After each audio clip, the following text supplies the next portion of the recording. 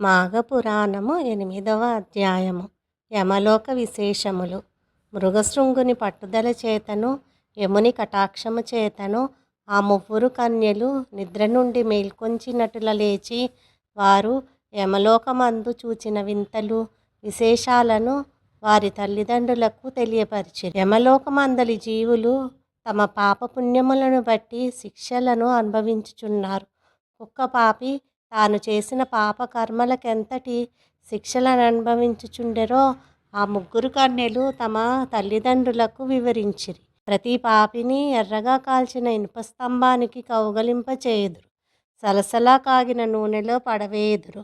విషకీటకములున్న నూతిలో త్రోసివేయుదురు. తలకిందులుగా వేళ్లాడగట్టి కింద మంట పెట్టుదురు.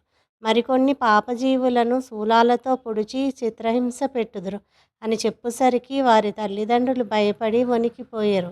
అప్పుడు ఆ కన్యలు వారిని ఓదార్చి, మీరు భయపడకడు. ప్రతి మానవుడు ఇహమందు సుఖములు అనుభవించి పరమందు ముక్తిని పొందుటకు మాఘమాసమందు నదీ స్నానము చేయుట తనకు తోచిన దానములు ధర్మములు జపతపములు ఇత్యాది పుణ్యకార్యములు చేయుట వలన అంతకుముందు చేసి ఉన్న పాపములన్నీ పటాపంచలై నశించుటయేగాక స్వర్గలోక ప్రాప్తి పొందవచ్చును.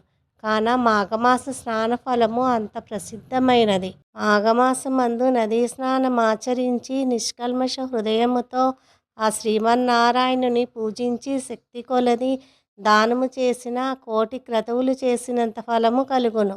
మాఘమాసమంతయు పురాణ పఠనము చేసినను లేక వినినను శ్రీహరి దయకు పాత్రులగుదురు. కాన మీరు భయపడవలసిన పని లేదు. నరక బాధల నుండి బయటపడుట అంతకంటే సులభ మార్గము మరి ఒకటి లేదు అని వారి తల్లిదండ్రులకు వివరించిరి.